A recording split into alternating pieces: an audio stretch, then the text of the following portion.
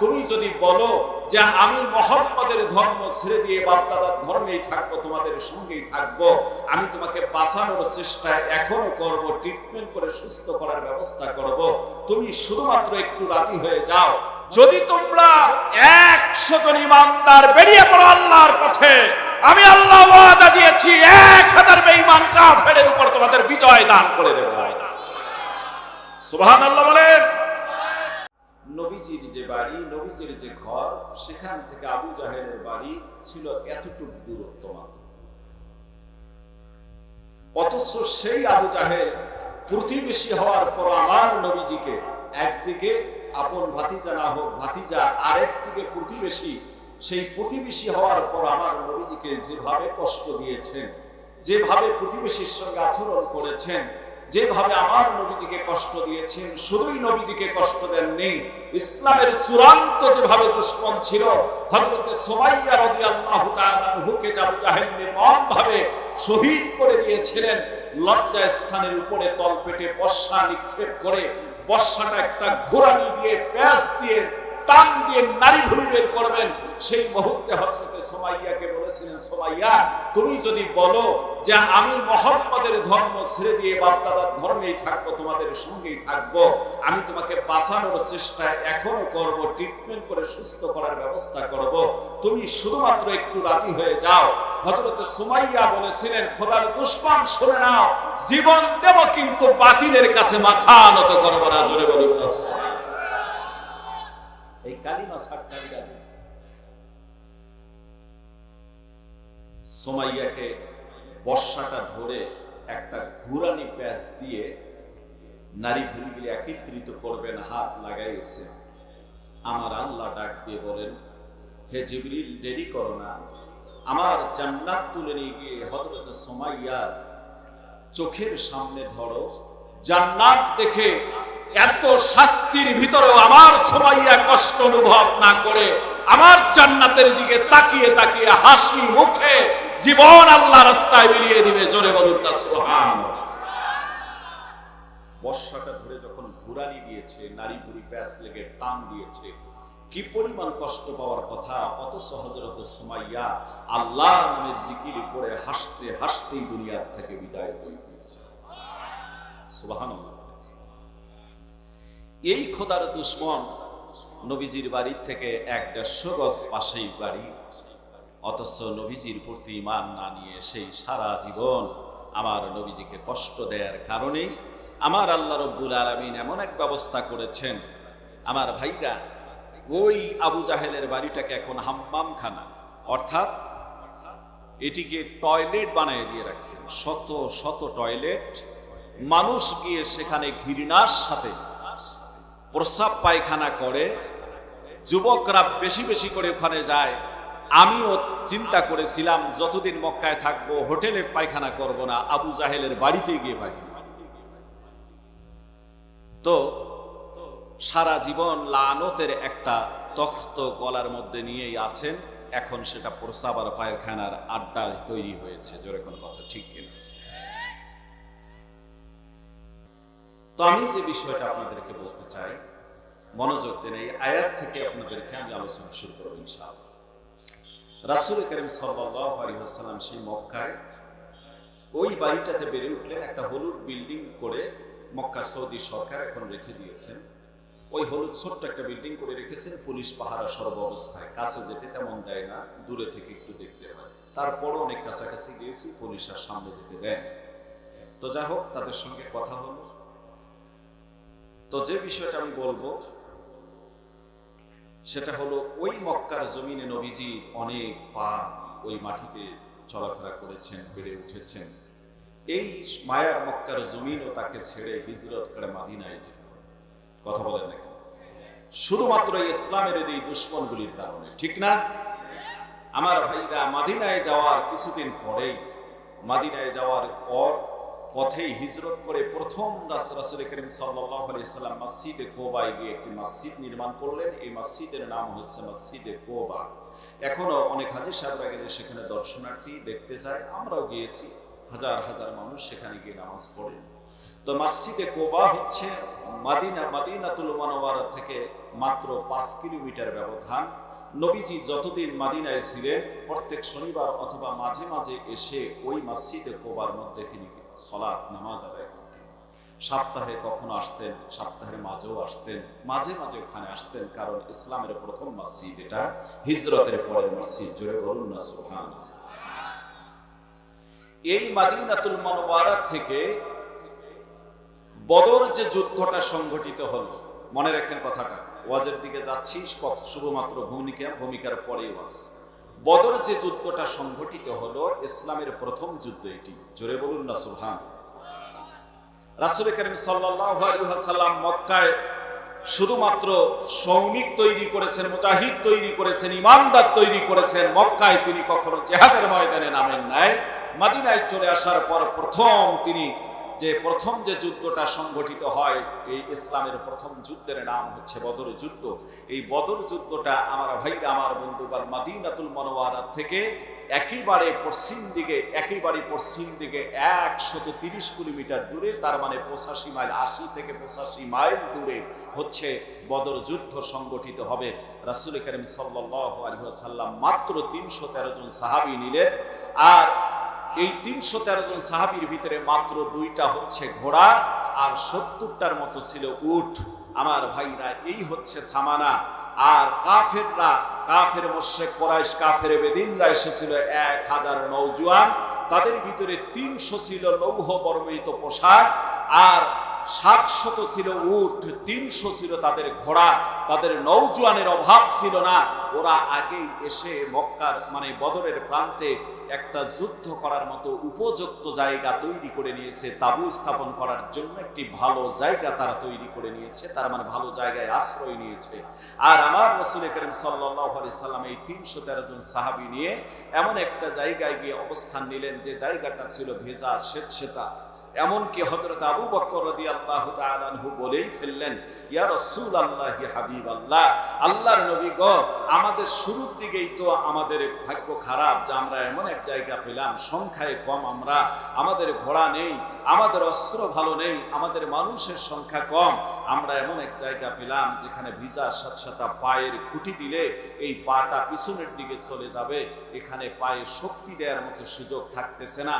আল্লাহর নবী গো, শুরুতেই কেন যেন আমাদের মাঝে আমরা কেন জানি শুরুতে একটু মানে ভিন্ন রকমের জায়গা পেয়ে গেলাম। আল্লাহর নবী বলেন, আবু বকর, একটু ধৈর্য ধারণ করো, আমার আল্লাহর কুদরতার ফয়সালা এখানেই আমাদের ভিতরে রয়েছে, এখানেই আমাদের কল্যাণ হয়তো তিনি রেখেছেন। কিছুক্ষণ পরেই এ কথা বলার কিছুক্ষণ পরে প্রচন্ড বৃষ্টি শুরু হয়ে গেল। এত বৃষ্টি ছিল, উপরে বালুর পাহাড়, আর বালুর পাহাড় থেকে আর পাথরের কণাগুলি গড়িয়ে গড়িয়ে গড়িয়ে যে জায়গাটা ভেজা স্বেচ্ছাতা ছিল, প্রচন্ড বৃষ্টি হওয়ার কারণে বালু আর পাথরের কণা গিয়ে পড়ে পড়ে জায়গাটা একেবারে প্লাস্টারের মতো শক্ত হয়ে গেল। জোরে বলুন না সুবহানাল্লাহ। বলুন তো, সাহায্য আসা শুরু হয়েছে কিনা? কথা বলেন, সাহায্য আসা শুরু হয়েছে? সাহায্য আসা শুরু হয়ে গেছে। আমার ভাইরা, গভীর মনোযোগ দিয়ে দেন, কিছু কথা আপনাদের মাঝে শোনায় দিয়ে যায়। এই যে যুদ্ধ শুরু হবে, তার পূর্বে রহমতের বৃষ্টি ধারা শুরু হয়ে গেল। রহমতের বাড়ি ধারা দিয়ে মুসলমানদের এই জায়গাটাকে আল্লাহ রাব্বুল আলামিন একটা উপযুক্ত জায়গায় পরিণত করে দিলেন। জোরে বলুন সুবহানাল্লাহ। আমার ভাইরা, যুদ্ধ শুরু হবে। রাসূল করিম সাল্লাল্লাহু আলাইহি ওয়াসাল্লাম সাহাবীদের মনোবল দেখতেছেন, কোন মনোবল ভাঙ্গে নেই। মাত্র 313 জন সাহাবী নিয়ে তাদের এত সুন্দর মনোবল, এটা বোঝাই যাচ্ছে না। হারে মাত্র 313 জন সাহাবী হয়ে 1000 কাফেরের বিরুদ্ধে লড়াই করবে। 300 লৌহ বর্মিত পোশাক রয়েছে, কাফেরদের লোহার পোশাক, যেখানে আক্রমণ করলে কিছু হয় না, যেখানে লোহার পোশাক পরিধান করা 300 ব্যক্তি তাদের। আর মুসলমানদের 313 জন শুধুমাত্র মানুষ রয়েছে। মুসলমানদের ঘোড়া হলো মাত্র 2টা, উট হলো 70টা, আর কাফেরদের ঘোড়া হলো 300, উট হলো 700। আমার ভাইরা, গভীর ভাবে মনোযোগ দিয়ে দেন। আল্লাহর নবী সিজদায় পড়ে গিয়ে আমার আল্লাহর সাহায্য কামনা করে দিলেন। আমার আল্লাহ রব্বুল আলামিন কোরআনে কারীমের ভিতরে সাথে সাথে জানায় দিলেন নবীজির উপর আল্লাহর পার্লামেন্ট থেকে কোরআনে কারীমের আয়াত নাযিল হয়ে গেল। আল্লাহ রব্বুল আলামিন জানায় দিচ্ছেন ইদ তাকুলু লিল মুমিনিনা আলাইয়াকফিয়াকুম আইয়ুমিদ্দাকুম রাব্বুকুম বিসালাসাতি আলাফিম মিনাল মালাইকাতি মুনসালিন। সুবহানাল্লাহ। আল্লাহু আকবার। কোন সম্মানিত ভাইরা গভীর মনোযোগ দিয়ে দেন। যে কথাটা আপনাদের মাঝে বলতে চাই, আমার হাবিব সিজদায় পড়ে গেলেন। আল্লাহ রাব্বুল আলামিন তার কোরআনে কারীমের এই পার্লামেন্ট থেকে আয়াত নাযিল করে নবীজিকে জানায় দেন, নবীজি স্মরণ করুন সেই কালের কথা যখন বদরের প্রান্তে আপনার সাহাবীদেরকে নিয়ে আপনি যখন সিজদায় পড়ে আমার সাহায্য কামনা করতেছিলেন। আমি আল্লাহ রব্বুল আলামিন আপনাকে কিভাবে সাহায্য করেছি আল্লাহ কোরআনে বলেন। আল্লাহ রব্বুল আলামিন বলেন, নবীজি স্মরণ করুন সেই কথা যখন আপনি সেই আপনার মুমিন বদরের প্রান্তে মুমিন সাহাবীদেরকে বলেছিলেন, তোমরা কি তোমাদের জন্য এটাই কি যথেষ্ট নয় যে আল্লাহ রাব্বুল আলামিন তার পক্ষ থেকে তোমাদের সাহায্যের জন্য 3000 ফেরেশতা নাযিল করবেন? জোরে বলুন সুবহানাল্লাহ। বলুন না আল্লাহু আকবার। আল্লাহু আকবার। আল্লাহর পথে থাকলে সাহায্য করেন কে? আরো জোরে বলেন কে? এজন্য আল্লাহ কোরআনে কারীমের ভিতরে জানায় দেন, আল্লাহ বলেন ইয়াকুম মিনকুম 20 সাবিরুনা ইয়াগলিবু মিআতাইন। জোরে বলুন আল্লাহু আকবার।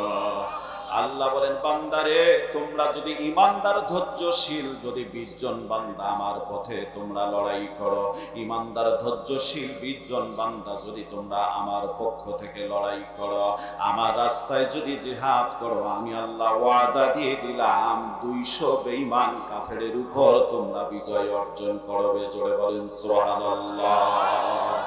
আসছে পথে আধার নেমে, তাই বলে কি থাকবি থেমে, বারে বারে জ্বালাও বাতি, হয়তো একবার জ্বলবে না, তাই বলে তো ভীরুর মতো বসে থাকা চলবে না। জোরে বলেন কথা ঠিক কিনা? মুসলিম আমি, সংগ্রামী আমি চিরনবী, আল্লাহকে ছাড়া কাউকে করি না ভয়, লিল্লাহি তাকবীর। বলুন আল্লাহু আকবার। আমার ভাইরা, আল্লাহর ওয়াদা হচ্ছে 20 জন ইমানদার যদি আল্লাহর পথে লড়াইয়ে সংগ্রামে বেরিয়ে পড়ে, আল্লাহ রাব্বুল আলামিন এই 20 জন ইমানদার ধৈর্যশীলকে 200 জন বেঈমান কাফেরের উপরে বিজয় দান করবেন।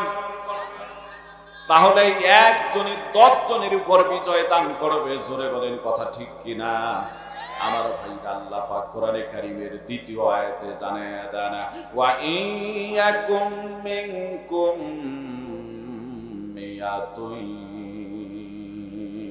ওয়া ইয়াকুম মিনকুম মিয়াতুন ইয়াগলিবুনা আলফাম মিনাল্লাযীনা কাফারু বিআন্নাহুম কওমুন লা ইয়াফকাহুন। আল্লাহ বলেন, যদি তোমরা 100 জন ইমানদার বেরিয়ে পড়ো আল্লাহর পথে, আমি আল্লাহ ওয়াদা দিয়েছি 1000 বেঈমান কাফেরের উপর তোমাদের বিজয় দান করে দেব। সুবহানাল্লাহ বলেন। যে আল্লাহর এত ওয়াদা, সেই আল্লাহর পথে যদি আজকে বিশ্বের মুসলমানগুলি, মুসলিম রাষ্ট্রগুলির পক্ষ থেকে যদি মাত্র 1000 করে সৈন্য পাঠিয়ে দেওয়া হতো প্যালেস্তাইনের পক্ষে যুদ্ধ করার জন্য, ওই খোদার দুশমন ইহুদি জাতিরা পালাতে পথ পাইতো না, চলে কথা ঠিক কিনা? কিন্তু আজও কোন মুসলমান রাষ্ট্র প্যালেস্তাইনের পক্ষে অস্ত্র দিয়ে, আমার ভাইরা সৈন্য দিয়ে, আমার বন্ধুগণ সহযোগিতা করে না, শুধু বক্তৃতা দিয়েই শেষ হয়ে যায় এদের। এই জন্য আমি আজকে বলবো, হে ইমানদারেরা, ইমানকে তোমাদের মজবুত করতে হবে। যদি ইমান মজবুত হয়ে যায়, বেঈমান কাফেররা অবশ্যই তোমাদের থেকে দূরে সরতে বাধ্য হবে। জোরে কোন কথা ঠিক কিনা? মুসলমান ভাইদের আমার একটা কথা বলে দিয়ে যায়, খুব গভীর মনোযোগ দিয়ে দেন, গভীর মনোযোগ দিয়ে দেন। বদরের প্রান্তে ঠিক আল্লাহ রাব্বুল আলামিন 3000 ফেরেশতা নাযিল করে দিলেন। জোরে বলুন না সুবহানাল্লাহ। কত হাজার? এই 3000 ফেরেশতা যে পাহাড়ের মধ্যে নাযিল হয়ে গেল, আমার ভাইরা মক্কার পাহাড়গুলি, আপনারা এখানে পাহাড় দেখেন, পাশেই পূর্ব দিকে তাকালে পাহাড় দেখা যায়। তারপর হচ্ছে এই যে হচ্ছে ব্রিজটা, পাথরেশ্বর ব্রিজে দাঁড়ালে পূর্ব দিকে পাহাড় দেখা যায়। আমাদের লাউসাপড়া গজনিতে গেলে, মধুটিলায় গেলে পাহাড় দেখা যায়। চট্টগ্রাম, রাঙ্গামাটি, খাগড়াছড়ি, বান্দরবানে গেলে বহু পাহাড় বাংলাদেশে উঠানো যায়। কিন্তু আমার দেশের পাহাড়গুলির মতো মক্কার পাহাড় নয়। মক্কার পাহাড়ের ভিতরে একটা গাছও নাই, একটা জায়গাও মাটিও নাই, শুধু পাথর আর পাথর। জোরে বলা যাবে কি আল্লাহু আকবার? যে সব হাজি সাহেবরা গিয়েছেন তাদেরকেই জিজ্ঞাসা করবেন, মক্কার যখন ফুটেজ গুলো পান সেখানে দেখবেন একটা গাছও কোনো পাহাড়ের ভিতরে নাই, শুধু পাথর আর পাথর, হাজার হাজার ফিট উঁচা। আমার ভাইরা আজকের আলোচনা, বহু আলোচনা শুনেছেন, আজকের আলোচনা শুধু একটু মক্কার কিছু তাজ দিয়ে আসল কথার দিকে চলে যাব। গভীর মনোযোগ দেন আমার ভাইরা। হাজার হাজার বললে ভুল হবে, মনে হয় লক্ষ লক্ষ পাহাড় মক্কার জমিনের ভিতরে রয়েছে। এই এত পাহাড়ের ভিতরে আমার বন্ধুগণ গভীর মনোযোগ দিয়ে দেন, আর এই পাহাড়গুলির ভিতরে শুধু পাথর আর পাথর। আর আমার ভাইরা, যে পাহাড়ের মধ্যে ফেরেশতা নাযিল হয়েছে, ওই পাহাড়টার মধ্যে শুধু বালির কণা আর বালির কণা। প্রত্যেকটা বালু বুঝি সমান সাইজ করা কোন একটা পাথরের অংশ খুঁজে পাওয়া যায় না। আমার ভাইরা, রাত হয়ে গিয়েছে, তাই তো ওই পাহাড়ের মধ্যে উঠতে আমার বেশি সময় আশা ছিল। তারপর মিনিট 20 ওঠার পর ওই বালুর পাহাড়ের অর্ধেক পর্যন্ত উঠেছি। বলা হচ্ছে যে যদি মনে হয় 40 মিনিট ওঠা যায়, তাহলে বালুর পাহাড়ের তার একেবারে চূড়ায় ওঠা যাবে। ওই পাহাড়ে আল্লাহর ফেরেশতা নাযিল হয়েছিল। কোন ঐতিহাসিক বলেন, ফেরেশতা নাযিল হওয়ার কারণে আল্লাহ রাব্বুল আলামিন পাহাড়ের পাথরওয়ালা পাহাড়গুলিকে আল্লাহ নরম বালিতে পরিণত করে দিয়েছেন। জয় বলুন না সুবহানাল্লাহ।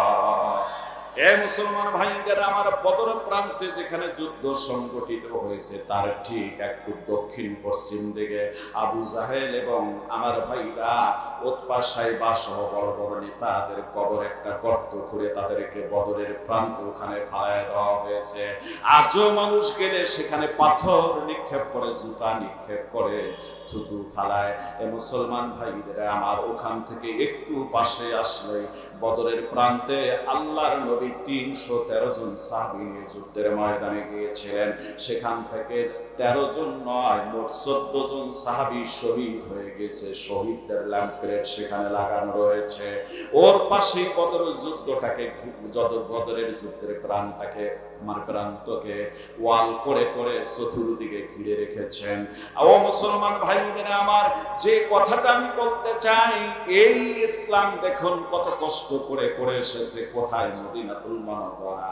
পায়ে হেঁটে 130 কিলোমিটার দূরে এসে আল্লাহর জমিনে আল্লাহর দ্বীন বিজয় করার জন্য বাতিলের বিরুদ্ধে লড়াই আর সংগ্রাম করল। সেখানে মাত্র 14 জন সাহাবী শহীদ হয়ে গেল। আল্লাহর নবী 299 জন সাহাবীকে নিয়ে বদর যুদ্ধে বিজয় লাভ করে বীরের বেশে মদিনার দিকে ফিরতেছেন। জোরে বলুন না সুবহানাল্লাহ, বলুন আল্লাহু আকবার। আমার আল্লাহ বলেন আল্লাযীনা আমানু ইউকাতিলুনা ফি সাবিলিল্লাহি ওয়াল্লাযীনা কাফারু ইউকাতিলুনা ফি সাবিলিত তাগুত ফাকাতিলুহুম আউলিয়া আশ-শাইতান ইন্নাশ-শাইতানা কানা যায়ীফা। হে মুসলমান ভাইদের আমার গভীর মনোযোগ দিয়ে দেন। আল্লাহ বলেন ঈমানদারেরা লড়াই করবে আল্লাহর পথে, জোরে বলুন না সুবহানাল্লাহ। আর যারা বেঈমান, যারা কাফের মুশরিক বেদিন, এদের লড়াই হবে বাতিলের পক্ষে। কিভাবে সমাজটাকে নষ্ট করা যায় এই পক্ষে তাদের লড়াই হবে। কিভাবে মদ, জেনা, ব্যভিচার এগুলি চালু করা যায় এইভাবে তারা লড়াই করবে। আর ঈমানদারেরা আল্লাহর জমিনে আল্লাহর দ্বীন প্রতিষ্ঠার জন্য লড়াই করবে, সংগ্রাম করবে, জোরে বলুন সুবহানাল্লাহ। মনোযোগ দিয়ে দেন আমার ভাইরা। নতুন তথ্যগুলি আপনাদেরকে শোনায় দিয়ে যায়। এভাবে তথ্যগুলি আপনারা অনেক জায়গায় শোনার হয়তো সুযোগ হবে না। সেই মক্কা থেকে মানে মদিনাতুল মুনাওয়ারা থেকে 120 থেকে 30 কিলোমিটার দূরেই হলো বদরের প্রান্তে। ওই বদরের প্রান্ত থেকে যখন ফিরতেছিলাম, কিন্তু আমার ভাইরা ওই দেশে কোরআনের আইন চালু, আরো আগে তো ভালো ছিল, এখনো আইন চালু রয়েছে। মুসলমান ভাইদের আমার যে দেশে কোরআনের আইন চালু থাকে, দেখেন কত সুন্দর নিয়ম শৃঙ্খলা, কত সুন্দর আইন সেখানে। আমরা যখন আসতেছি রাত হয়ে গিয়েছে, ড্রাইভার শুধুমাত্র একটু গাড়ি জোরে টান দিয়েছে। জোরে গাড়ি চালানোর কারণে আমার ভাইরা বাড়ি নাই, ঘর নাই, শুধু পাহাড় আর পাহাড়, কোন ট্রাফিক নাই, রাত্রিবেলা অন্ধকারাচ্ছন্ন পরিবেশ। হঠাৎ করে একটা ফোকাস লাইটিং উঠে গিয়ে গাড়িটা ড্রাইভার যাত্রী সহকারে একটা ছবি উঠে গেল। ড্রাইভার ব্যাটা সাথে সাথে স্টারিং এর ভিতরে থাপ্পড় মারে আর বলে, হাজা খামসিন রিয়াল লোকসান, হাজা খামসিন রিয়াল লোকসান। সে বলতেছে, আহারে আমার 50 রিয়াল জরিমানা হয়ে গেল। এমন সুন্দর আইন রাস্তাঘাটের ভিতরে আমার ভাইরা মরুভূমির প্রান্তে হাজার হাজার মাইল দূরে তাদের রাস্তার ভিতরে সেখানে ক্যামেরা সেট করা রয়েছে। ট্রাফিকের প্রয়োজন নাই, অটো সিস্টেম করা আছে। কোন ব্যাটা যদি কোন প্রকার আইন অমান্য করে ফেলে, সাথে সাথে জরিমানা হয়ে যায়। জোরে বলুন আল্লাহু আকবার। ড্রাইভার ব্যাটার পাশেই বসেছি, একটু পরে উনি আমাকে মোবাইলটা দিয়ে বললেন, ভাই দেখো এই যে জরিমানার মেসেজ চলে এসে গিয়েছে, কত সুন্দর সেখানে আইন রয়েছে। আমার ভাইরা, আমার বন্ধুগণ, একটা নারীকে যদি কোনো সময় ধর্ষণ তো দূরের কথা, একটা নারীকে যদি কোনো যুবক একটা ধাক্কা দিয়ে ফেলে, গায়ে যদি একটু টাচ করে ফেলে, গায়ে যদি একটু হাত লাগিয়ে ফেলে, আর যদি নারীটা গিয়ে অভিযোগ দিয়ে দেয়, সাথে সাথে ওই যার বিরুদ্ধে অভিযোগ হলো ধরে কম পক্ষে 6 মাসের জেল হয়ে যাবে। জোরে বলুন আল্লাহু আকবার। এ মুসলমান ভাইদের আমার, কত সুন্দর শাসন ব্যবস্থা সেখানে রয়েছে। আল্লাহর কোরআন দিয়ে শাসন রয়েছে। জিনা হয়ে গেলে একেবারে পাহাড় মানে মাজা পর্যন্ত তাদেরকে গর্ত খুঁড়ে পাথর দিয়ে সঙ্গে সার করে দেওয়া হচ্ছে। চুরি করলে হাত কেটে দেওয়া হচ্ছে। আল্লাহর আইন সেখানে বাস্তবায়িত রয়েছে, যার কারণে সেখানে শান্তি আর শান্তি। জোরে বলেন কথা ঠিক কিনা? আমার ভাইরা, 53 বছর আমরা অনেককে দেশের মসনদে দেখলাম, এরা ক্ষমতায় যাওয়ার পর কেউ আল্লাহর আইন কোরআন সমাজে কায়েম হয়ে যাক, কোরআন বাস্তবায়িত হয়ে যাক, কোরআন মানুষের জীবন ব্যবস্থা হোক, কোরআন দিয়ে রাষ্ট্র পরিচালনা হোক, এই চিন্তা চেতনা কারোই নাই। এরা সেখানে যাওয়ার পর নিজের পেটটা কিভাবে ভারী করা যায়, আখের কিভাবে গোছানো যায়, এই নিয়ে তারা ব্যস্ত। জোরে কোন কথা ঠিক কিনা? এজন্য আপনাদের বিবেকের কাছে একটা বার প্রশ্ন করতেছি, আমরা তো অনেককেই দেখলাম কোনো ঝগড়াঝাটি নয়, কোনো প্রকার হিংসাত্মক কথা নয়, ওনাদেরকে আমরা বহুবার দেখেছি, একটা বার আমরা কোরআন ওনাদেরকে দেখতে চাই। কারা কারা পারবেন আল্লাহু আকবার বলে হাত উঠায় রাখা। নারায়ে তাকবীর। এই কোরআনের পথে কারা আছেন আল্লাহ যেন কবুল করে নেয়, জোরে বলেন আমিন, আরো জোরে বলেন আমিন। আমরা ইসলামের বাক্স একটাই চাই, কোন দলাদলি নাই, সমস্ত ইসলামী দলগুলি একত্রিত হয়ে যান, বাক্স হয়ে যাও একটা। সাধারণ আপামর জনতার এখন দাঁড়িয়ে হচ্ছে ইসলামের বাক্স হবে একটা। নীতি নির্ধারকরা চূড়ান্ত সিদ্ধান্ত নেবেন, এরপর যাকে যে আসনে দিবে আমরা অবশ্যই সেই আসনে ইসলামের বাক্স একটা হয়ে গেলে আমরা এবার চোখ বন্ধ করে ইসলামের পক্ষে সমর্থন দেব। জোরে কোন কথা ঠিক কিনা? ঠিক কিনা বলেন? আপনারা অনেকবার করেছেন শাসন, একটা বার কোরআন ওয়ালাদেরকে দিয়ে দেখেন, কোরআন দিয়ে শাসন করে যদি ব্যর্থ হয়ে যায়, আর জীবনে আপনাদের কাছে আমরা কোরআনের কথা বলবো না। আল্লাহর কসম করে বলি, কোরআন দিয়ে যদি শাসন কার্য চলে ব্যর্থ হবে না।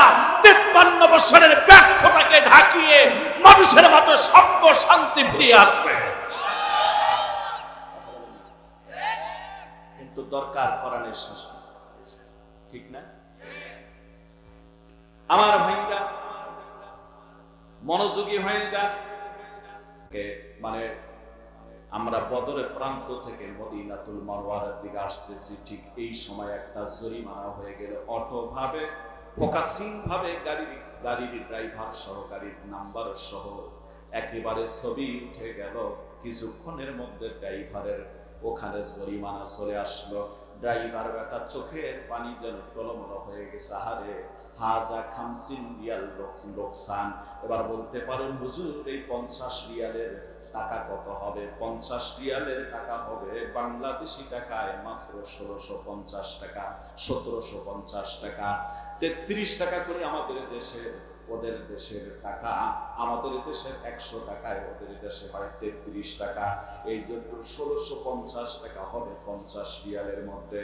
মুসলমান ভাইদের আমার গভীর মনোযোগ দিয়ে দেন, তাহলে শুধুমাত্র একটু গাড়িটা গতি বেশি ওঠার কারণে 100 উপরে আপ করেছে।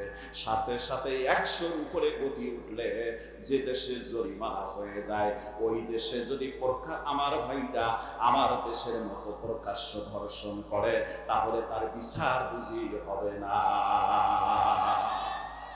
হবে না? দোকানে গিয়ে দাঁড়াইছি খরচ করার জন্য, কিছু পোশাক দেখতেছি, তো আমারে দোকানদার ডাক দিয়ে বলতেছি বাড়ি, ওনার দিকে একটু সরতে বলতেছেন, আর বলতেছেন বলতেছে আমার দিকে আসুন। তা বললাম হাদা মুশকিল। বললাম যে সমস্যাটা কি? বলতেছে ওই যে নারী আপনার পাশে গেছে না, যদি কোনো কারণবশত উনি যাওয়ার পথে উনি আর ওনার গা আপনার গায়ের মধ্যে লাগে যায়, লাগাইলো উনি, আর যদি অভিযোগ করে, পুলিশ তো সব জায়গায়, যদি অভিযোগ করে বসে আপনার সাথে সাথে দৌড়ে নিয়ে যাবে। এই জন্য সরে আসতে বলতেছি, আমার দিকে আসতে বলতেছি। আইনের প্রতি শ্রদ্ধাশীল ভয় কতটা আছে? সুবহানাল্লাহ। আমার দেশের ভিতরে যেভাবে দিনের পর দিন ধর্ষণ হয়, এই দেশে 2 বছরের কন্যা সন্তান থেকে নিয়ে 80 বছরের বৃদ্ধা পর্যন্ত ধর্ষিত হয়। এই দেশে রাস্তাঘাটে পাগল উন্মাদ নারীগুলি পর্যন্ত ধর্ষিত হয়ে যায়। আমার ভাই, আমার বন্ধুগণ, এই ধর্ষকদের যদি একটা সমুচিত বিচার হতো, পাবলিকের সামনে কোরআনের কথা অনুযায়ী একেবারে জনসম্মুখে যদি ওদের শাস্তি দেওয়া হতো, মৃত্যুদণ্ড কার্যকর করা হতো, আর কিছু সংখ্যক ইমানদাররা দাঁড়িয়ে দাঁড়িয়ে দেখতো, কসম আল্লাহর আর একটা ধর্ষণ হওয়ার সুযোগ থাকতো না। এই আইন চান না? চাইলে কি আপনারা ভোট সময় এসে গেলে 500 টাকা নিয়ে কষে বিড়ি খাইয়ে না, সিগারেট খাইয়ে না, ওখানে যাবে আসবো। আইন আসতে গেলে কোরআনের পথে ফিরে আসতে হবে। কথা কয় না? সমর্থন দিবে কোরআনওয়ালাদের। আজকে বহু দল এই পৃথিবীতে আছে, বাংলাদেশে বলবো না, বহু দল পৃথিবীতে আছে। আল্লাহর দল যারা এই পৃথিবীতে আছে, আল্লাহ কোরআনে কারীমে সূরা হাজরের ভিতরে জানিয়ে দিয়েছেন, যারা কোরআনওয়ালা, যারা আল্লাহওয়ালা, যারা সংসদে কোরআন চায়, যারা এদেশের আইন চায় কোরআন দিয়ে সংসদ পরিচালিত হোক, ওই সমস্ত ব্যক্তিরা যদি আল্লাহ তাআলার মেহেরবানি সংসদে যায়, ওরা যাওয়ার পর ইসলামের মূল নীতি 4টা আগে চালু করে ফেলবে। জোরে বলুন না সুবহানাল্লাহ। কয়টা মূলনীতি? ইসলামের মূলনীতি কয়টা হবে? ইসলামের খুঁটি বলি নেই, কিন্তু আবার ভুল ব্যাখ্যা করি না। ইসলামের মূল নীতি, ইসলামের কি নীতি? এই 4টা মূলনীতি চালু হওয়ার পর এরপর 16টা যোগ করে ফেলবে, পরে আবার 16টা যোগ করবে, 4টার 16টা, এই 20টা কোরআনের নীতি আমার ভাইরা চলবে। গোটা দেশ শান্তি হয়ে যাবে, যেন জান্নাতের একটা টুকরা দেশে অতিবাহিত হচ্ছে। জোরে বলুন না সুবহানাল্লাহ। 4টা মূলনীতি সম্পর্কে একটু টাচ দেব মাত্র আমার ভাইরা। এবার আমার ভাইরা, আমার বন্ধুগণ, অনেক দল থাকতে পারে, তাদের মূল নীতি গিয়ে আমার ভাইরা 32টা আছে, কারো আছে 28টা, কারো আছে আরো বেশি। আমার ভাইরা, আমার বন্ধুগণ, ওই 28টা 32টার যাই বলেন না কেন, ওই মূলনীতিগুলির ভিতরে একটাও কোরআনের নীতি নাই। আর এই কোরআন দিয়ে যারা রাষ্ট্র পরিচালনা করবে, তাদেরকে আল্লাহ রাব্বুল আলামিন কোরআনের 4টা মূলনীতি আগে বাস্তবায়িত করতে বলছেন। জোরে বলা যাবে কি সুবহানাল্লাহ। এই 4টা মূলনীতির ভিতরে আল্লাহ রাব্বুল আলামিন জানায় দেন, আল্লাহ বলেন, আল্লাযীনা ইম্মাক্কান্নাহুম ফিল আরদি আকামুস সালাতা। এই সমস্ত লোকগুলি যদি প্রতিনিধি হয়ে গিয়ে পবিত্র জায়গায় গিয়ে বসে যায়, সাথে সাথে সংসদে অধিবেশন শুরু করে, প্রথম অধিবেশনে তারা এই 4টা আইন জারি করে দিবে। প্রথম নাম্বার আইন হলো বাধ্যতামূলক আজান হয়ে গেলে মুসলিম নর নারীদেরকে, সাবালক মুসলিম নর নারীদেরকে নামাজে দাঁড়াতে হবে। জোরে বলা যাবে কি সুবহানাল্লাহ। বলুন না আল্লাহু আকবার। আমার দেশের বাজারগুলি লক্ষ্য করে দেখবেন, কালকেই যদি কাউনিয়তচর বাজারে যান, বাজার টাইমে হাজার হাজার লোকগুলি হেঁটে বেড়াচ্ছে, চায়ের দোকানে আড্ডা দিচ্ছে। আমার ভাইরা, আজকেও যে ওয়াজে এসে বসেছেন, এই লোক হাজার হাজার মানুষের ভিতরে লক্ষ্য করা যাবে ইশার নামাজ অল্প কয়েকজন লোকই পড়ে এসেছে, বাকিরা আসছে শুধুমাত্র ওয়াজ শোনার জন্য। তাহলে এই সমাজের ভিতরে নামাজ নাই, রাষ্ট্রীয়ভাবে আইন কায়েম হয়ে গেলে বেনামাজি থাকার কোনো সুযোগ নাই। আর নামাজের ওয়াজ হুজুরদেরও করার দরকার নাই, রাষ্ট্রীয়ভাবে ব্যবস্থা নেওয়া হবে। জোরে বলা যাবে কি সুবহানাল্লাহ। সৌদিতে নিজের চোখে দেখলাম, আজান হয়ে গিয়েছে, দোকানের মতো দোকান খোলা, আল্লাহর বান্দা নামাজে গিয়ে দাঁড়িয়ে গিয়েছে। কোনো চুরি হবে না, ডাকাতি হবে না। আমার ভাইরা নামাজে দাঁড়িয়ে গিয়েছে। আর আমার দেশের ভিতরে আজান হয়ে গেলে সামান্য বাজারের পাশে ছোট্ট একটা মসজিদ, এই মসজিদটুকু পড়ে না, বেনামাজি দিয়ে ভরা। এই বেনামাজিগুলি সবগুলি তখন নামাজি হয়ে যাবে, নামাজের ওয়াজিব আর প্রয়োজন হবে না। যেরকম কথা ঠিক কিনা? আমার আল্লাহ বলেন, এই যে 4টা মূলনীতি দিবে, তার ভিতরে প্রথম নাম্বার মূলনীতি হলো নামাজ। কেনই বা নামাজ দিবে? আল্লাহ রাব্বুল আলামিন কোরআনে কারীমের ভিতরে জানায় দেন, আল্লাহ রাব্বুল আলামিন বলেন, ইন্নাস সালাতা তানহা আনিল ফাহশাই ওয়াল মুনকার ওয়া লাযিকরুল্লাহি আকবার। সূরা আল্লাহু আকবার। আল্লাহ রাব্বুল আলামিন বলেন, নিশ্চয় নামাজ মানুষকে হাজারো ফাহিশার কাছ থেকে বিরত রাখবে, সকল প্রকার অশ্লীলতা থেকে বিরত রাখবে। এই জন্য যে জিনিসটা মানুষকে অশ্লীলতা থেকে বিরত রাখবে, ওই নামাজ রাষ্ট্রীয়ভাবে আল্লাহ ওয়ালারা কায়েম করে ফেলবে। জোরে বলা যাবে কি সুবহানাল্লাহ। আমরা কি তাদের চাই? মুখে না মন থেকে? অন্তরে না মন থেকে? আল্লাহ যেন আমাদের তৌফিক দান করে, বলেন আমিন। আর জোরে বলেন আমিন। যদি আমরা শুনতেছি যেভাবে কাছাকাছি এসে গিয়েছেন, যদি আমরা দেখি একেবারে ইসলামী দলগুলি কাছাকাছি চলে এসে যায়, আলহামদুলিল্লাহ। যেখানে যারে পাবো হয়, যেখানে যাকে দেয়া হবে তাকে আমরা মারবো ইনশাআল্লাহ। বলুন ইনশাআল্লাহ। আল্লাহ যেন কবুল করে, বলুন না আমিন। আমার ভাইরা, কথা লম্বা হয়ে যায়, মনে রাখবেন ইসলামের মূলনীতি কয়টি? আরো জোরে বলেন। প্রথম নাম্বার কি করবে? নামাজ রাষ্ট্রীয়ভাবে কায়েম করে ফেলবে। আর এই নামাজটা সকল অশ্লীলতা থেকে মানুষকে বিরত রাখে। আল্লাহ বলেন ওয়াল, শুধুই তাই নয়, ওয়ালা যিকরুল্লাহি আকবার। আর এই সালাতটা হচ্ছে সর্বশ্রেষ্ঠ জিকির, এর চেয়ে বড় জিকির আর আল্লাহর কাছে নাই। জোরে বলা যাবে কি সুবহানাল্লাহ। নামাজ হচ্ছে সর্বশ্রেষ্ঠ জিকির, আল্লাহকে স্মরণ করার জন্য।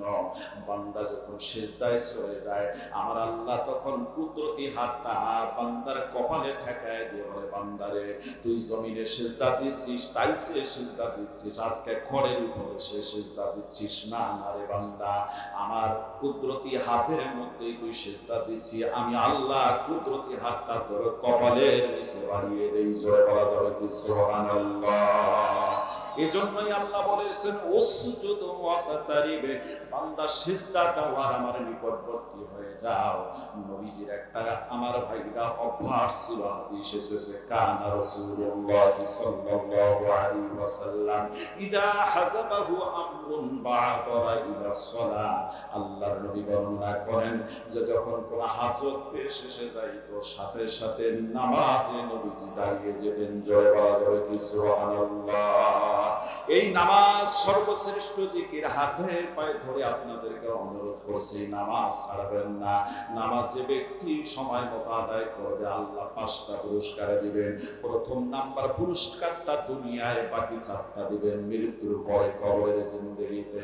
প্রথম নাম্বার পুরস্কারটাই হলো নামাজি ব্যক্তি যদি ইয়াকিনের সাথে আল্লাহকে রাজি খুশি করার জন্য সঠিকভাবে সালাত আদায় করে, আল্লাহ রাব্বুল আলামিন তার রিজিকের ভিতরে, তার জীবনের ভিতরে আয়েশ আর বরকত, শান্তি নাযিল করবেন আসমান থেকে। জোরে বলা যাবে কি সুবহানাল্লাহ। আমার ভাঙ্গা আর বাকি 4টা হলো কবরে। কবরের জিন্দেগিতে গিয়ে তাকে ডান হাতে আমলনামা দেওয়া হবে।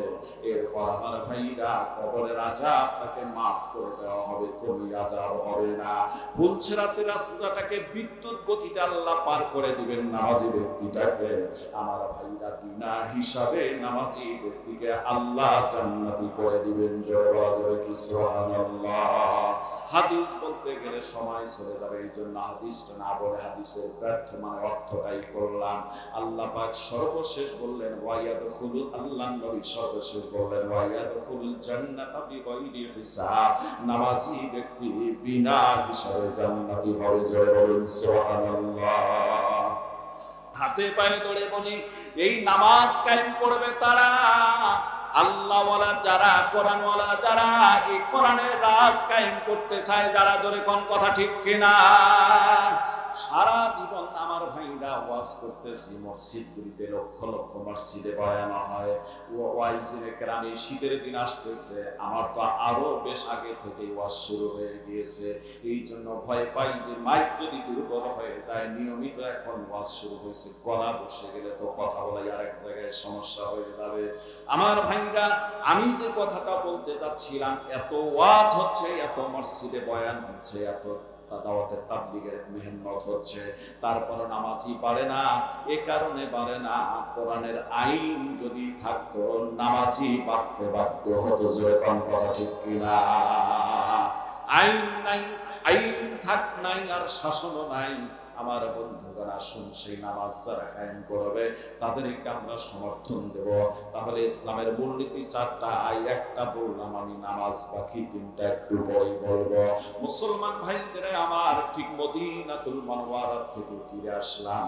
আমার ভাইরা, আমরা যখন মক্কা থেকে একদিন জিয়ারত করার জন্য তায়েফের দিকে গেলাম। অনেক লম্বা কথা, এই ঘটনাটা শেষে বলতে চাইছিলাম, কিন্তু যেহেতু মনে এসে গেল বলাই দরকার। মদিনা থেকে জিয়ারত করার জন্য আমরা যখন তায়েফের দিকে যাচ্ছি, ও মুসলমান ভাইদের, আমার দুটা রাস্তা সেখানে রয়েছে, এক রাস্তায় যাওয়া যায়, আরেক রাস্তায় আসা যায়।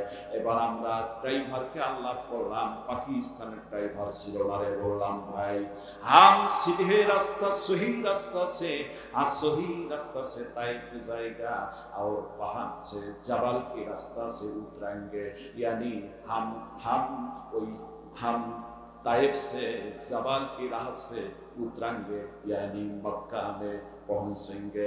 ওনাকে বললাম আমরা সহি রাস্তা, সমান রাস্তা দিয়ে যাব, আসার সময় আমরা তায়েফ থেকে পাহাড় থেকে নিচের দিকে নামবো। মুসলমান ভাইদের আমার গভীর মনোযোগ দিয়ে দেন। সেখানে চলে গেলাম তায়েফের জমিনে। সর্বপ্রথম গিয়ে মসজিদে আব্বাস রাদিয়াল্লাহু তাআলা আনহুর মসজিদে, সেখানে গিয়ে উযু করে 2 রাকাত সালাত আদায় করলাম। এরপর মসজিদে আব্বাস রাদিয়াল্লাহু তাআলা আনহুর ওই দিন পাঠাগারটা বন্ধ ছিল। ইচ্ছা ছিল পাঠাগারে ঢোকার পর 5টা মিনিট কোন একটা তাফসীর গ্রন্থ হোক অথবা কোন হাদিসের কিতাব একটু পড়ে খুলব, কিন্তু ওই দিন বন্ধ থাকার কারণে তা পারলাম না। মুসলমান ভাইদের আমার, ওখান থেকে একটু পরে আসলাম আমরা হযরতে আব্বাস রাদিয়াল্লাহু তাআলা আনহুর মসজিদ। ওখান থেকে পরে আসলাম হযরতে আলী রাদিয়াল্লাহু তাআলা আনহুর মসজিদ, যেটাকে মসজিদে আলী বলা হয়। আলী মসজিদের পাশে রয়েছে বুড়ির বাড়ি, যে বুড়ি মাইমুনা। নবীজি নামাজ পড়ার আসার পথে মুসলমান ভাইদের আমার রাস্তায় কাঁথা বিছিয়ে দিয়ে রাখতো, আমার নবীজিকে কষ্ট দিত। সেই বুড়ির বাড়িতে আসলাম। আসার বুড়ির বাড়ির পাশেই হলো আল্লাহর নবীর সেই 1400 বছর পূর্বে তৈরি করা পাথরের সেই মসজিদ। কাঠ দিয়ে মিল্টনের উপরে কাঠ দেওয়া রয়েছে, সেই কাঠগুলি এখন অক্ষত, পাহাড় পাথর আর পাথর দিয়ে সেই মসজিদটা নির্মিত। আমার ভাইরা, ভিতরটা যাওয়া যায় না, ঘিরে রেখেছে, তবে দেখা যায়। ওখান থেকে দেখার পর মুসলমান ভাইরা আমার, সেই আঙ্গুরের বাগানের দিকে গেলাম। আর আমার নবীজিকে যে পথে তায়েফের ছেলেরা পাথর মেরেছিল, সেই রাস্তা দিয়ে যখন হাঁটতেছিলাম, মুসলমান ভাইরা আমার, চোখটা বন্ধ করলে যেন নবী রক্তগুলি চোখের সামনে এসে ভেসে যায়, এমনটা মনে হয়ে যায়।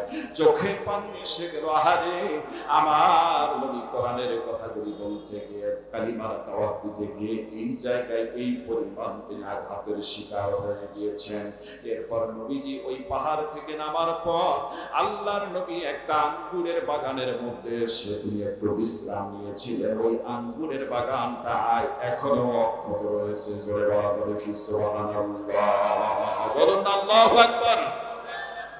মুসলমান ভাইদের আমার, গভীর মনোযোগ দিয়ে দান। যদিও ওই ফলগুলি, ওই গাছটা এখনো নাই, কিন্তু ওই জায়গায় আঙ্গুরের চাষ এখনো হচ্ছে, বাগান রয়েছে। আমার ভাইরা, আমার বন্ধুগণ, ওখানে আসার পর চোখের পানি আর ধরে রাখতে পারলাম না। আমার নবীজিকে এইভাবে কষ্ট দেয়া হয়েছিল। আমার ভাইরা, যে কথাগুলি আপনারা সকলেই জানেন, নবীজি যখন তায়েফে সাকিব গোত্রের কাছে কালিমার দাওয়াত নিয়ে গেলেন, কালিমা তো গ্রহণ করলই না, বরং তারা আমার নবী যখন ফিরে আসতেছিলেন, তখন আমার ভাইরা 3 জন বড় বড় কাফের ছিল পাহাড়ের উপর। আল্লাহর নবী তাদেরকেও গিয়ে দাওয়াত দিলেন। সাদ, মাসুদ, আব্দাইয়ালি নামে 3 জন প্রখ্যাত কাফের লিডার। সাদ, মাসুদ, আব্দাইয়ালি তো নবীজির দাওয়াত গ্রহণই করল না, বরং আমার নবীজিকে নির্মম ভাবে আঘাত করা শুরু করে দিলেন, পাথর মারা শুরু করে দিলেন। মুসলমান ভাইরা আমার, রক্তাক্ত হয়ে গেল নবী আমার। আল্লাহর নবী ওখানেও গিয়েও তিনি বলেছিলেন, ও সাদ, মাসুদ, আব্দাইয়ালি, তোমরা শুনে নাও, লা তুজ্জাত মানত মাকালি মহাদেব প্রণব বিষ্ণু সরস্বতী প্রতিদিন 33 কোটি তুমি পূজা ছেড়ে দাও, এক আল্লাহর দিকে ফিরে আসো। যে আল্লাহর দিকে ফিরে আসলে তোমরা কামিয়াব হয়ে যাবা। তোমরা সকলে আমার সঙ্গে পড়ো, লা ইলাহা ইল্লাল্লাহু তুফলিহুন। তারা তো গ্রহণ করলই না, বরং ওই লোকগুলি যুবকদেরকে লেলিয়ে দিয়ে বলল, এই পাগল মোহাম্মদটা যেদিক দিয়ে যাবে আমাদের এখান থেকে একটু বেরিয়ে যাওয়ার পথে প্রচন্ড পাথর নিক্ষেপ করে ফেল। আমার ভাইরা, পাথরে এই পরিমাণ আমার নবীজির গায়ে নিক্ষেপ করা হলো, চতুর্দিক থেকে যুবকরা যখন বৃষ্টির ন্যায় পাথর নিক্ষেপ করতেছে, আল্লাহর নবী জমিনে পড়ে গেলেন। আবার যুবকগুলি ধরে নবীজিকে দাঁড় করে দিলেন। নবীজি আবার আঘাত খেয়ে জমিনে পড়ে গেলেন। নবীজিকে তৃতীয়বারের মতো দাঁড় করে দিয়ে 3 দিক নয় 4 দিক থেকে পাথর মারতেছে সজোরে। আল্লাহর নবী আর সহ্য করতে পারলেন না। আমার ভাইরা জমিনের উপরে উবু হয়ে পড়ে গেলেন। চিৎকার করে সাহাবাজমানদেরকে ডাক দিয়ে, মানে আল্লাহর নবী ডাক দিয়ে চিৎকার করে বলতেছিলেন, ওরে তাইফের ছেলেরা রে, তোমরা আমাকে আর মেরো না, আমি তোমাদের মাইর সহ্য করতে পারতেছি না। আহারে, এই কথা বলে নবীজি বেহুশ হয়ে গেলেন। রক্ত ঝরে ঝরে সুতারের ভিতরে জমা হয়ে গেল। আমার ভাইটা হুশ ফিরে যাওয়ার পর দেখেন শরীরে রক্ত জুতায় জড়ো হচ্ছে, তো পাথরে পড়ে আছেন। নবীজি রক্ত মোছে আর বলেন, আহারে, আমার এই এক ফোঁটা রক্ত তাইফের জমিনে পড়লে গজব নাজেল হয়ে যেত। সবুজ শ্যামল এই তায়েফটা আর এরকম থাকতো না। তায়েফটা মূলত সবুজ শ্যামল হওয়ার পিছনে সংযত কারণ হলো আল্লাহর খলিল হযরত ইব্রাহিম আলাইহিস সালাম বাইতুল্লাহ নির্মাণ করে যখন দোয়া করলেন, আমার আল্লাহ, আমার সন্তানদেরকে তোমার এই বাইতুল্লাহর পাশে রেখে গেলাম, তাদেরকে এই তোমার ঘর আবাদ করার জন্য অনুর্বর উপত্যকা মরুভূমির ভিতরে রেখে গেলাম, এদের রিজিকের ব্যবস্থা আল্লাহ তুমি করে দিও। আমার ভাইরা, এইভাবে দোয়া যখন করেছিলেন, আল্লাহ রব্বুল আলামিন জিবরিলকে বললেন, জিবরিল যাও, দেরি করো না। ও জিবরিল রে, সিরিয়া থেকে একখানা জমিন খণ্ড সহকারে, একেবারে ফলমূল জমিনের ফলমূল সহকারে ওই সিরিয়ার জমিনটা বাগান সহকারে উঠায় নিয়ে এসে 7 বার আমার বাইতুল্লাহকে তাওয়াফ করার পর এই জমিনটা তাইফের জমিনে সেট করে দাও। সূরা বলা যাবে কি সুবহানাল্লাহ, বলুন আল্লাহু আকবার। যার কারণে এই তায়েফের নাম হচ্ছে তায়েফ। যেরকম না সুবহান, আমরা তায়েফ তায়েফ বলি কিন্তু তায়েফের ইতিহাস জানি না। এই তায়েফের জমিনের খণ্ড, যে তায়েফ হলো মক্কা থেকে প্রায় 100 কিলোমিটার 120 কিলোমিটার দূরে অবস্থিত, সেই তায়েফটায় আল্লাহ তাআলা এত দূরে এই সিরিয়ার জমিনের মাটি নিয়ে এসে গাছ ফল ফুল সহ জিবরিলের মাধ্যমে নিয়ে এসে বাইতুল্লাহকে তাওয়াফ করে সিটিং করলেন। সেখানে তায়েফটা হলো ঠান্ডা এবং সেখানে ফল ফুলে ভরা। জোরে বলুন না সুবহানাল্লাহ। কত চলে দিনী ভাইদের আমার কথা বাড়াচ্ছি না। সেই তাইফ থেকে যখন চলে আসব, এক জায়গায় এসে আমরা ইহরাম বাঁধলাম, গোসল করলাম। ওই মিকাতে এসে ইহরাম বেঁধে যখন পাহাড়ের পথ দিয়ে নামবো, মুসলমান ভাইদের আমার, পাহাড়ের রাস্তা দিয়ে যখন এখন নামবো, তখন নামতে গিয়ে গুগলে সার্চ দিয়ে দেখি, গুগল বলতেছে এখান থেকে পাহাড়ের নিচের সমতল হলো প্রায় 6-7 হাজার ফিট। জোরে বলা যাবে কি আল্লাহু আকবার। কত ফিট? 7,000 ফিট, 6,000 ফিট উপর দিয়ে রাস্তা, পাহাড়ে কেটে কেটে নিচের দিকে নামে আসতেছে। সুবহানাল্লাহ। মুসলমান ভাইদের আমার, অনেকে আগে ফোন দিয়ে আমাকে জানাবেন, বোঝা লাগে না, কিন্তু যোগাযোগ সবসময় রাখবেন যে কত দূরে আছে। আমি যে কথাটা বলতেছিলাম, তাহলে যদি কোন মানুষ আল্লাহর পথে থাকে, সাহায্য আসে আল্লাহর পক্ষ থেকে। এই জন্য আল্লাহ কোরআনে কারীমের ভিতরে জানাই দিচ্ছেন, ইয়াকুম মিনকুম 20 সাবিরুনা ইয়াগলিবু মিয়াতাইন। আল্লাহ বলেন, ঈমানদার ধৈর্যশীল বান্দারা যদি তোমরা 20 জন আমার পথে, আমার রাহে লড়াই শুরু করে দাও, সংগ্রাম করো, আমি আল্লাহ তোমাদেরকে 200 বেঈমান কাফেরের উপর বিজয় দান করে দেব। জয় বলুন সুবহানাল্লাহ। ইসলামী কর্মী হওয়ার জন্য 20 জন করে রেডি থাকবেন, আল্লাহ পাক 200 জনের উপর তোমাদের বিজয় করবেন। কয়শো জনের উপর? পারবেন না? ইনশাআল্লাহ বলেন ইনশাআল্লাহ। কথা বলতেছিলাম যে অনেক কথা ছিল, যেটা সংক্ষেপে আপনাদের মাঝে বলে দিচ্ছি। আমার ভাইরা, যে নবীজির বাড়ির কথা বললাম, ওই বাড়ির থেকে প্রায় 4.5 মাইল থেকে 5 মাইল, প্রায় 4.5 থেকে 4.5 মাইলের মতো হবে। এই বাড়ি থেকে 4.5 মাইল দূরে গিয়ে হচ্ছে জাবালে, মানে এই 4.5 মাইল দূরে গিয়ে হচ্ছে জাবালে নূর। তার মানে যে পাহাড়ের উপর কোরআন নাযিল হয়েছে, যে হেরা গুহার উপর। কেউ বলেন হেরা পাহাড়ে, কিন্তু মূলত হচ্ছে জাবালে নূর। ওখানে কোরআন নাযিল হয়েছে। কোরআনের আরেকটা নাম হচ্ছে নূর, এই জন্যই পাহাড়ের নাম দেওয়া হচ্ছে জাবালে নূর। পর্দার আড়ালে অনেক মায়েরা আছেন, আপনাদেরকে বিনীতভাবে একটা হাতে পায়ে ধরে কথা বলবো। আল্লাহর নবী বর্ণনা করেন, আদ-দুনিয়া মাতাউন ওয়া খায়রু মাতাইদ দুনিয়া আল মারআতুস সালিহা। আল্লাহর নবী বর্ণনা করেন, দুনিয়াটা হচ্ছে একটা সম্পদ, আর এই সম্পদের ভিতরে শ্রেষ্ঠ সম্পদ হচ্ছে একজন দিনদার পরহেজগার নারী। জোরে বলা যাবে কি সুবহানাল্লাহ?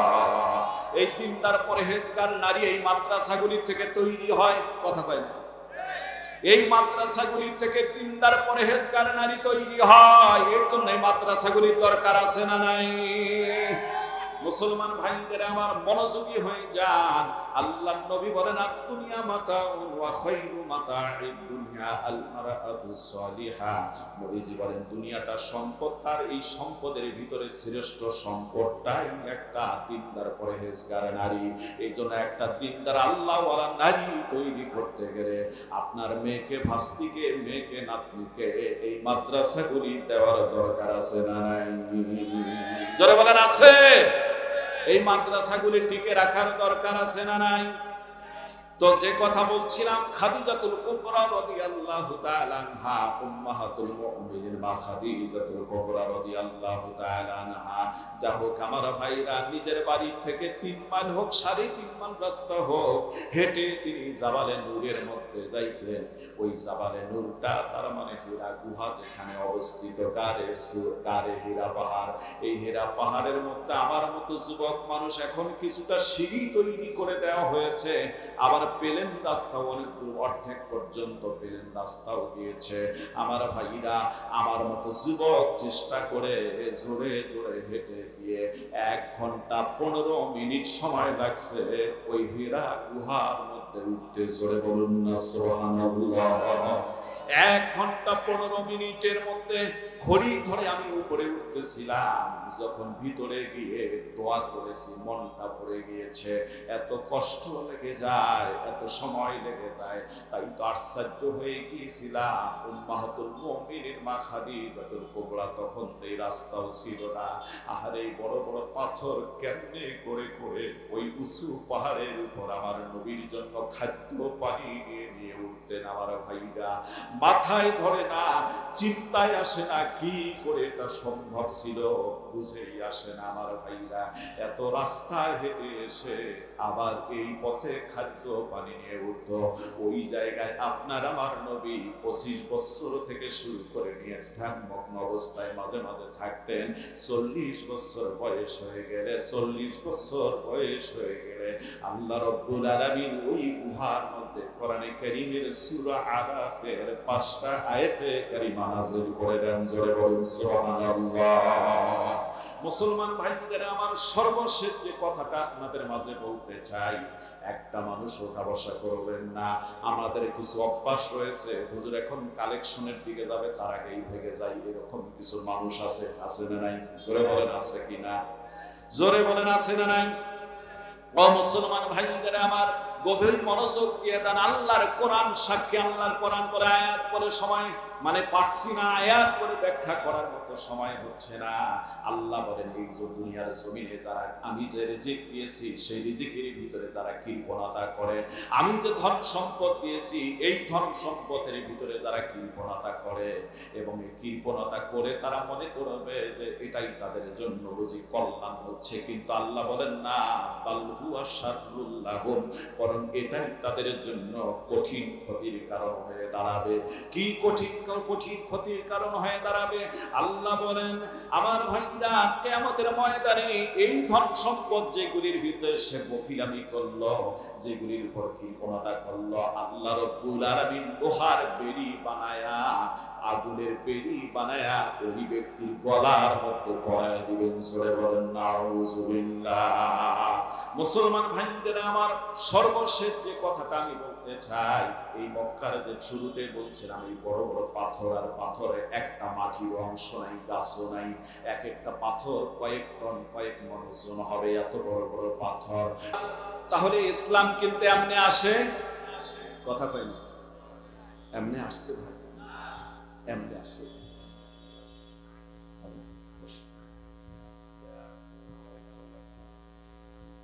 ইসলামের মূলনীতি চারটা বলতে চাইছিলাম, একটা বলার পর আর তো সময় হচ্ছে না, আজকে সুযোগ হবে ইনশাআল্লাহ, দেখা হলে আলোচনা হবে ইনশাআল্লাহ, বলেন ইনশাআল্লাহ। তা আমি যে কথাটা বলতে চাই, ইসলাম এমনি আসেনি ভাই, এমনি আসে নাই। কেনই যেন আমরা সেই ইসলাম থেকে দূরে সরে রয়েছি। আপনি ইতিহাস দেখুন, যখন আমরা ভারত উপমহাদেশের ভিতরে বসবাস করতেছিলাম, যখন ইংরেজরা আমাদের উপরে নানা নির্যাতন শুরু করে দিলেন, ভারতের সিংহ পুরুষ শাহ মুহাদ্দিস আব্দুল আজিজ দেহলভী রহমতুল্লাহ আলাইহি ফতোয়া দিয়ে দিলেন, ভারত হচ্ছে দারুল হারব, শত্রু পবিত্র এলাকা, শত্রুদের হাত থেকে দেশ ঈমান মুসলমানদেরকে বাঁচাতে হবে। তখনই আমার ভাইরা হোসেন আহমদ মাদানী সহ আরো অসংখ্য উলামায়ে কেরাম, জাফর আহমদ সহ অসংখ্য উলামায়ে কেরামদেরকে ইংরেজরা নির্যাতন নিগ্রহণ করেছেন, মাল্টা দ্বীপ কারাগারে রেখেছেন, জেলখানায় বন্দী করে রেখেছেন। এমনকি আমরা যদি ইতিহাস খুঁজি, দিল্লির জামে মসজিদের পিছনে অগ্নিকণ্ঠ খনন করেছিল, বিশাল গর্ত, বিশাল বড় বড় কাঠ দিয়ে আগুন জ্বালিয়ে দিয়ে রাখতো, আর সকাল হলে 40 জন আলেম ধরে নিয়ে এসে উলঙ্গ করে এদেরকে ল্যাংটা করে বিবস্ত্র করে ওই আগুনে পুড়ে মারত। সন্ধ্যা হলে আবার 40 জন আলেমকে ধরে নিয়ে এসে আগুনে পুড়ে মারত। মুসলমান ভাইদের আমার, দিল্লির শাহী চাঁদনি জামে মসজিদের সামনেই, চাঁদনি বাজার শাহী জামে মসজিদের সামনে উন্মুক্ত ফাঁসির মঞ্চ করা ছিল। প্রত্যেক দিন 20 জন 30 জন আলেমদেরকে ধরে নিয়ে এসে সেই ফাঁসিতে ঝুলাইছিল। আমার ভাইরা, দিল্লির জামে মসজিদ থেকে শুরু করে নিয়ে আফগানিস্তানের খায়রাবাদ পর্যন্ত বিশাল বড় রাস্তা ছিল। এই প্রত্যেকটা রাস্তার গাছের ডালে ডালে 20 জন 40 জন মুসলমানদেরকে, আলেমদেরকে, যুবকদেরকে ফাঁসির কাস্টে ঝুলায় ঝুলায় রেখেছিল। এইভাবেই তখন নির্যাতন চলতেই থাকলো, আন্দোলনও চলতে থাকে, আন্দোলন থামে না। এই আন্দোলনের ধারক বাহক একবার এসে তিনি কান্ডারি হয়ে গেলেন। দেওবন্দের প্রথম ছাত্র মাহমুদুল হাসান সাইকুল হিন্দকে ইংরেজরা বন্দী করে ফেললেন। ফেলার পর সকালবেলা 40টি করে চাবুকের আঘাত দেয়, সন্ধ্যা হলে 40টি করে চাবুকের আঘাত মারে, আর বলে মাহমুদ তুমি বড় একজন মুফতি, তুমি যদি একটা ফতোয়া দাও, ইংরেজরা আর আমাদের বিরুদ্ধে কখনো দাঁড়াবে না, তোমার এই ফতোয়ার কারণে আমাদের এই আন্দোলন থেমে যাবে। মাহমুদ তুমি একটা ফতোয়া দিয়ে দাও, তোমার কি লাগবে, জমা জমি বাড়ি গাড়ি অর্থ আভিজাত্য সব তোমার দেওয়া হবে, নারী তুমি শুধুমাত্র ফতোয়া দিয়ে দাও। মাহমুদ বলেছিলেন আমার দেহে যতক্ষণ পর্যন্ত জীবন রয়েছে আল্লাহর কোরআনের বিরুদ্ধে একটা ফতোয়া তো দূরের কথা, এই কলম আমার হাতে উঠবে না। জোরে বলুন না সুবহানাল্লাহ। আমার ভাইরা, শেষ পর্যন্ত ইতিহাস সাক্ষ্য দেয় মাহমুদুল হাসান সাইকুল হিন্দ দেওবন্দের প্রথম ছাত্র এই মুফতি সাহেবকে শেষ দিন লোহা, লম্বা লোহা গরম করে, মোটা লোহা, চ্যাপ্টা লোহা গরম করে, কামারেরা যখন অস্ত্র বানার পূর্বে লোহাটা আগুনের মতো গরম করে দেয়, এই গরম করে করে মাহমুদুল হাসান সাইকুল হিন্দের মাজার পিছনের দিকে একটা, সামনের দিকে একটা ধরে যখন এভাবে চাপ দিয়ে ফেলত, মাহমুদুল হাসান সাইকুল হিন্দের শরীর থেকে গোশতগুলি টাস টাস করে ফুটে পড়ে যেত। মাহমুদুল হাসান সাইকুল হিন্দ আল্লাহ নামের জিকির করতেন, বলতেন আমার জীবন দিতে আমি প্রস্তুত, কিন্তু আমি তোমাদের কথায় ফতোয়া দিতে প্রস্তুত নই। জোরে বলুন না সুবহানাল্লাহ। আমার ভাইরা, মাহমুদুল হাসান সাইকুল হিন্দের এক জায়গায় পড়ার পর ওই লোহাটা আরেক জায়গায় সরায় দেয়, হাত পা বাঁধা, এভাবে গোটা শরীরে নির্যাতন করা হয়। এক পর্যায়ে বলা হলো মাহমুদ এখন তোমার তো জীবন দিতে হবে, যদি না দাও এখন তোমার এই গলা থেকে মুখ পর্যন্ত, আমরা তোমার জবান পর্যন্ত এই লোহার গরম লোহা দিয়ে আমরা এখন তোমাকে পুড়ব। মাহমুদুল হাসান সেই সাইকুল হিন্দ সে সময় বলেছিলেন যে আয় কুত্তে কো বাচ্চে ইংরেজ তুম জানতে হো মাই কেন হো, মাই হযরত খাব্বাব রাদিয়াল্লাহু তাআলা আনহু কা ওয়ারিস হো, মাই হযরত খালিদ বিন ওলীদ কা ওয়ারিস হো, মাই হযরত बिलाल का वारिस हो, मेरी जान खुदा की राह में देने के लिए मैं तैयार हूं, लेकिन तुम्हारे बात को गवाही नहीं देता हूं। जोरे बोलুন না সুবহানাল্লাহ। তিনি বলেছেন কুত্তার বাচ্চা ইংরেজরা তোমরা জানো আমি কে? আমি হলাম সেই খাব্বাব রাদিয়াল্লাহু তাআলা আনহুর উত্তরসূরি, যে খাব্বাবকে জ্বলন্ত আগুনের উপরে হাত পা বেঁধে চিৎ করে শোয়ায় রেখে বুকের উপর পাথর চাপা দিয়ে দিত যাতে উল্টায় যেতে না পারে, আর শরীরের অমলাগুলি খুইয়ে খুইয়ে খুইয়ে খুইয়ে গোশত খেয়ে খেয়ে পিঠের হাড় পর্যন্ত ঠেকে দিত, যে খাব্বাব রাদিয়াল্লাহু তাআলা আনহুর মৃত্যুর আগ মুহূর্ত পর্যন্ত পিঠের গর্তের দাগগুলি মিশে নাই, তার যোগ্য উত্তরসূরি আমি। জোরে বলুন না সুবহানাল্লাহ। আমি সেই বেলালের উত্তরসূরি, আমি সেই বিশ্বজয়ী যোদ্ধা খালিদ বিন ওলীদের উত্তরসূরি।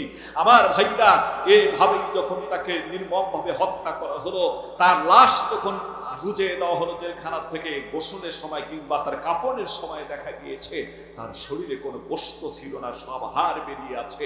পুড়ে পুড়ে হাড় গোশতগুলি শেষ করে শুধু হাড়গুলি দিয়েছেন। আমার ভাইরা, আমরা তাদের উত্তরসূরি, তাদের আত্মত্যাগের বিনিময় এই মাদ্রাসা, কওমি মাদ্রাসাগুলি প্রতিষ্ঠিত হয়েছে। বিশ্বের ভিতরে সর্বপ্রথম দেওবন্দ মাদ্রাসা, এই দেওবন্দ মাদ্রাসার সিলসিলা আজকে জারি রয়েছে হাজার কওমি মাদ্রাসা। জোরে বলেন কথা ঠিক কিনা? এই কওমি মাদ্রাসাগুলি আমাদের জীবন, এগুলো আমাদের প্রাণ। এই মাদ্রাসাগুলি আমরা জান মাল দিয়ে আমরা রক্ষা করব। আল্লাহ নবী বর্ণনা করে দিয়েছেন, যারা আমার দ্বীনকে আঁকড়ে ধরার জন্য চেষ্টা করবে, আমি আল্লাহ রব্বুল আলামিন আমার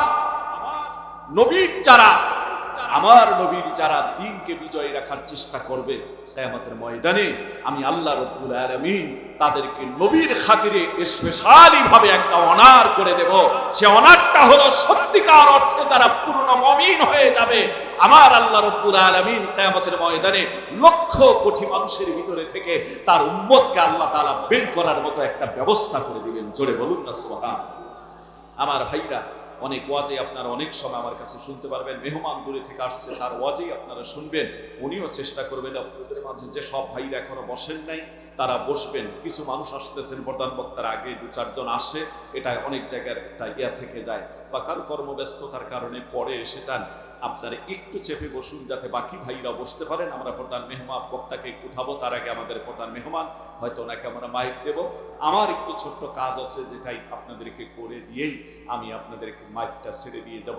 আমার ভাইরা, আমার বন্ধুগণ, এখানে আপনাদের কাছে একটা বিনীত অনুরোধ করে বলতেছি, যারা এই ময়দানে এখনো আছেন, বলুন তো কার মা নেই বাবা নেই, এগুলি হাতটা একটু দেখতে চাই, একটু হাতটা দেখতে চাই। আল্লাহু আকবার, আল্লাহু আকবার। দেখেন কত মানুষের হাত উঠেছে, হাত নামান। এই মানুষগুলির কারো মা নেই, কারো বাবা নেই, অথবা কারো এমন আছে যে মা বাবার দুজনের একজনও নাই। আল্লাহ নবী বর্ণনা করেছেন, সন্তান যদি দুনিয়ার জমিনে নেক কাজ করে, নেক কাজের বিনিময়ে আল্লাহ রব্বুল আলামিন সন্তানের কারণে বাবা মায়ের কবরের মধ্যে হাদিয়া তোহফা সব পাঠায় দেন। জোরে বলুন না সুবহানাল্লাহ। অনেক লম্বা ওয়াজের দরকার নাই। যারা আমার মাদ্রাসায় গিয়েছেন দেখছেন, আমি কালেক্টর রেখেছিলাম, তারপর কালেকশন ওইভাবে হয় না। আমার মাদ্রাসা যেহেতু, আমি তো কালেকশন করলে হয় না, যেখানে রাজ্জাক সাহেব গিয়েছিলেন, মানে আমি কালেকশন করলে কেমন দেখা যায়, বেমানান দেখা যায়, এই জন্য কালেক্টর রেখেছিলাম, কালেকশন হয় না। কালেক্টরের কাছ থেকে মাইকটা নিয়ে দাঁড়িয়ে মাত্র 10 মিনিট কথা বলেছি। 10 মিনিটের ভিতরে 1,65,000 টাকা নগদ উঠেছে, যার প্রমাণ ওনারা দেখে এসেছেন। শুধুমাত্র মন থাকার দরকার যে আমি দেব অত্র মাদ্রাসায়। এই লক্ষ্যে আমার ভাইরা, আমি এখন মাত্র 10 জন লোককে দেখতে চাই। আশারায়ে মুবাশশারা 10 জন জান্নাতি সাহাবী দুনিয়া থেকে বিদায় হয়ে গিয়েছেন। এই 10টা জান্নাতি সাহাবীর সাথে 10 জন ভাইকে যেন আল্লাহ জান্নাতুল ফেরদাউস নসিব করে দেন। মাদ্রাসাটা নতুন ভাবে এক জায়গায় গিয়ে সেট করতে গিয়ে অসংখ্য ঋণের ভিতরে ভাই আব্দুর রাজ্জাক রয়েছেন। আপনারা জানেন নতুনভাবে মাটি কেটে এত কোটি ঘর করা একটা ঋণের বোঝাই তো মাথার ভিতরে থাকার দরকার। আল্লাহর দ্বীনকে বিজয়ী করার জন্য 10টা মানুষের কাছে আমি 10,000 টাকা করে চাই, 10 × 1 লক্ষ টাকা। সর্বপ্রথম যে ভাইজান আমাকে হাত উঠে বলবেন হুজুর আমি অত্র মাদ্রাসার জন্য 10,000 টাকা পর্যায়ক্রমে দান করে দেব, আমার আল্লাহ রব্বুল আলামিন 10,000 টাকার বিনিময়ে যেন দুনিয়ার জমিনের ভিতরে 10 কোটি টাকায় বরকত নাজিল করে দেন, আর এই সবটা তার আপনজনের কবরের মধ্যে পৌঁছায় দিয়ে কবরকে যেন জান্নাতুল ফিরদাউসে পরিণত করে দেন। জোরে বলুন না আমিন। একজন মানুষ মাদ্রাসার কমিটি বলতে থেকে শুরু করে নিয়ে একজন মানুষ সর্বপ্রথম বলেন তো হুজুর আমি 10,000 টাকা, আমার মা নেই বাবা নাই, অত্র মাদ্রাসায় আমি একটু সহযোগিতা করার জন্য ওয়াদাবদ্ধ হয়ে গেলাম। একটা মানুষ সর্বপ্রথম হাত উঠাবেন, যিনি প্রথম হবেন আল্লাহ পাক তাকে ডবল সব দিবেন। একটা হলো দান করার সব, আর একটা হলো প্রথম হওয়ার সব। তিনি ডবল সবের অধিকারী হয়ে যাবেন। অনেক এখানে ব্যক্তি রয়েছেন, এক